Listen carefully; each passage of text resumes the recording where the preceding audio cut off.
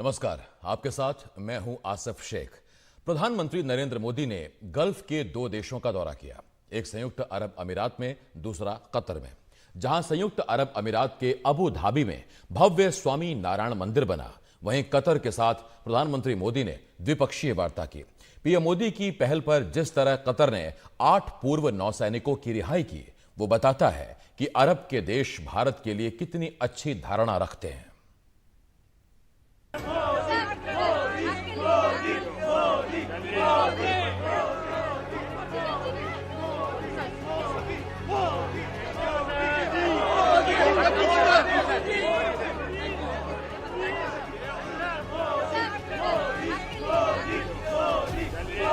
प्रधानमंत्री नरेंद्र मोदी का कतर में जिस गर्मजोशी से स्वागत हुआ, उसकी पृष्ठभूमि में 11 फरवरी को कतर से रिहा किए गए 8 भारतीयों की भी कहानी है।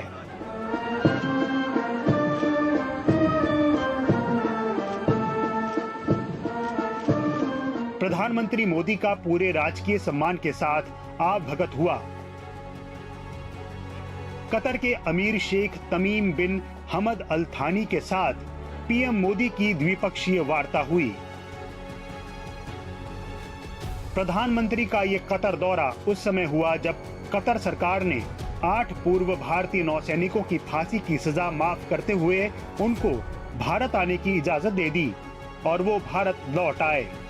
प्रधानमंत्री मोदी जी व्यक्तिगत रूप से इस विषय का जो लेके सुपरविजन करते रहे हैं और उनके सशक्त नेतृत्व का प्रमाण ही है ये एक प्रकार से, और संबंधों की सजगता को भी दर्शाता है कि 8 भारतीय नागरिकों में से दालधारा के इसके 7 नागरिक इस समय अपने भारत भूमि पे वापस लौटे।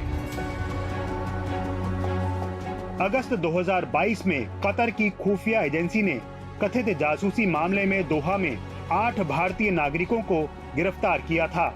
वो लोग एक निजी कंपनी के लिए काम करते थे। कतर के अधिकारियों ने उन पर पनडुब्बी पर जासूसी करने का आरोप लगाकर जेल भेज दिया।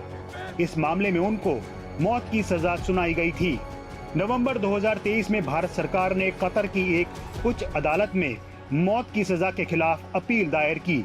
साथ ही कूटनीतिक प्रयास भी तेज किया, जिसका नतीजा ये निकला कि पहले उनकी मौत की सजा को जेल की सजा में बदला गया और फिर उनकी भारत वापसी भी हो गई।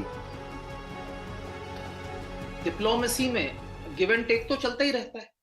अगर आप देखें, जब प्रधानमंत्री पहली बार क्लाइमेट चेंज की समिट में मिले थे कतर के अमीर से, तो उसके बाद जो इनको मृत्यु दंड दिया गया था उसमें कमी आई थी, उसको रेमिट कर दिया गया। और अब जब ये एलएनजी डील हुई है तो उसके बाद ये इनको रिहा कर दिया, जिसमें जरूर कुछ ना कुछ तो असर हो गई, क्योंकि दुनिया में जो इस तरीके की डील्स होती हैं उसमें कुछ गिव एंड टेक हमेशा होता है। कूटनीति, कारोबार और सहयोग के रास्ते ये सब कैसे संभव हुआ, इसको समझ लीजिए। प्रधानमंत्री नरेंद्र मोदी ने भारत और कतर के दोस्ताना संबंधों को और भी कारोबारी मजबूती दी। पूर्व नौसैनिकों की रिहाई के लिए खुद प्रधानमंत्री मोदी ने पिछले साल दिसंबर में कतर के अमीर से दुबई में हुए COP28 सम्मेलन से इतर मुलाकात की थी। मामला काफी नाजुक था, लिहाजा खुद राष्ट्रीय सुरक्षा सलाहकार अजीत डोवल ने कतर की राजधानी दोहा की कई गोपनीय यात्राएं की। उसी तरह विदेश मंत्री S जयशंकर ने मामले को संभाला और रिहाई के लिए जमीन तैयार की। खास बात यह है कि ये रिहाई उस वक्त हुई जब दोनों देशों के बीच लिक्विफाइड नेचुरल गैस यानी LNG पर एक महत्वपूर्ण समझौता हुआ। ये डील 20 सालों के लिए हुई है, जिसमें 78 अरब डॉलर लगा है। भारत की पेट्रोनेट LNG लिमिटेड कंपनी ने कतर की सरकारी कंपनी कतर एनर्जी के साथ ये करार किया है। इस समझौते के तहत कतर हर साल भारत को 7.5 बिलियन टन गैस निर्यात करेगा। इस गैस से भारत में बिजली, उर्वरक और CNG बनाई जाएगी। यानी रिश्तों के साथ रुपयों की गर्मजोशी ने भी अपना रंग दिखाया। भारत की जो state owned company Petronet LNG है, ये भारत की सबसे बड़ी LNG इंपोर्टिंग कंपनी है। इसने कतर गवर्नमेंट के साथ एक बहुत ही बड़ा LNG इंपोर्ट डील साइन किया। ये 20 साल का डील, ये बोला जा रहा है कि ये दुनिया का सबसे बड़ा LNG इंपोर्ट डील है। विदेश मंत्री एस जयशंकर ने अपने स्तर पर कूटनीतिक खिड़की खोल कर रखी। उस पर से पीएम मोदी का 10 साल में 2 बार कतर जाकर संबंधों में मानवीय पक्ष का निवेश इस संकट की घड़ी में काम आया। रिहा हुए लोगों ने पीएम मोदी का धन्यवाद किया और पीएम मोदी ने कतर की सरकार का। Bureau report, NDTV India.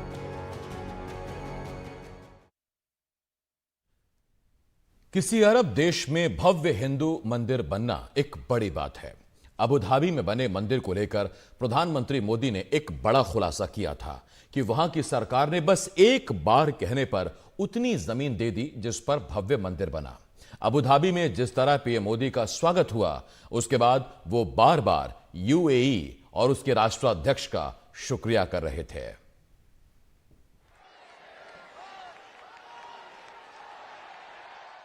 पहले आहलान मोदी और फिर स्वामी नारायण मंदिर का भव्य लोकार्पण। BAPS हिंदू मंदिरस्य उद्घाटनम् अहं करोमि। प्रधानमंत्री नरेंद्र मोदी का संयुक्त अरब अमीरात से संबंधों की मजबूती को आप इस तरह से समझ सकते हैं कि स्वामी नारायण मंदिर में भाषण देते हुए बार बार UAE के क्राउन प्रिंस को शुक्रिया बोलते रहे। भव्य मंदिर का स्वप्न साकार करने में अगर सबसे बड़ा सहयोग किसी का है तो मेरे brother his highness Sheikh Mohammed bin Zayed का है।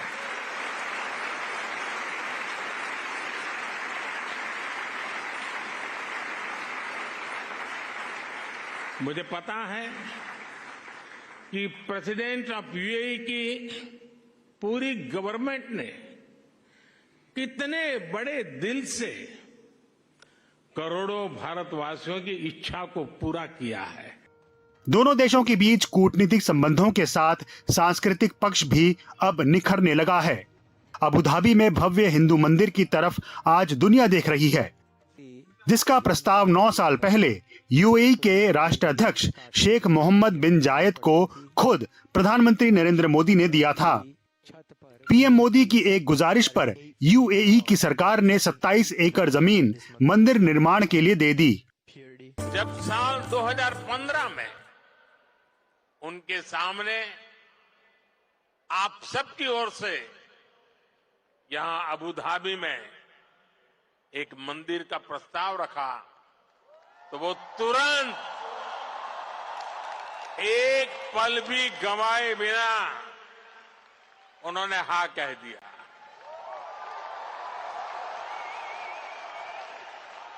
और उन्होंने यहां तक कह दिया, जिस जमीन पे तुम लकीर खींच लोगे वो मैं दे दूंगा। भारत और संयुक्त अरब अमीरात के बीच 10 वर्षों में रिश्ते काफी अहम हुए हैं।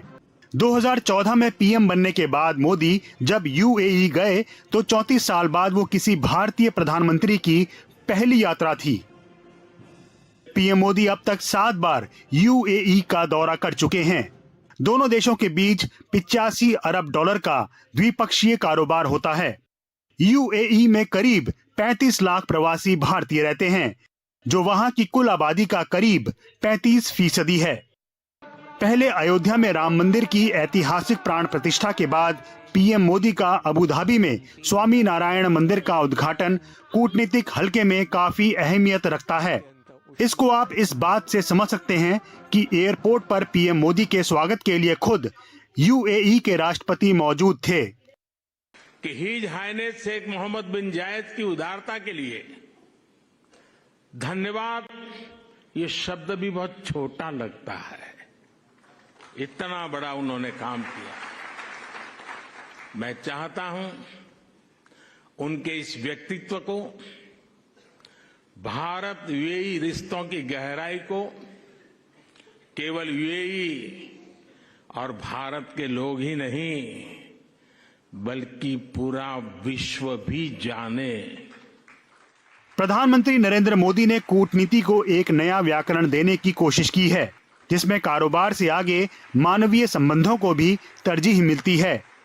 अबू धाबी से मरिया शकील की रिपोर्ट, NDTV इंडिया। और यहाँ एक छोटे से ब्रेक के लिए हमें रुकना होगा, लेकिन छोटे से ब्रेक के बाद बताएंगे कि क्यों अरब के देश पाकिस्तान से ज्यादा भारत का साथ देते हैं।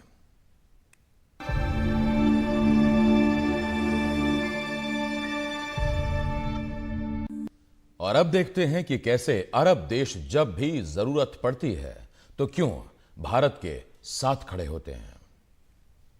संविधान के अनुच्छेद 373 के अंतर्गत भारत के संविधान के अनुच्छेद 370 के खंड 1 के साथ पठित अनुच्छेद 370 के खंड 3 द्वारा प्रदत्त शक्तियों का प्रयोग करते हुए राष्ट्रपति संसद की सिफारिश पर यह घोषणा करते हैं कि यह दिनांक जिस दिन भारत के राष्ट्रपति द्वारा इस घोषणा पर हस्ताक्षर किए जाएंगे और इसे सरकारी गैजेट में प्रकाशित किया जाएगा, उस दिन से अनुच्छेद 370 के सभी खंड लागू नहीं होंगे।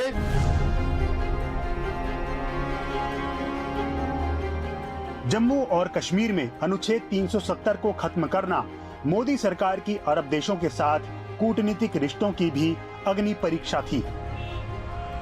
पाकिस्तान को यकीन था कि इस्लाम के नाम पर वो अरब देशों का समर्थन हासिल कर लेगा, लेकिन तमाम अरब देशों ने पाकिस्तान का समर्थन नहीं किया।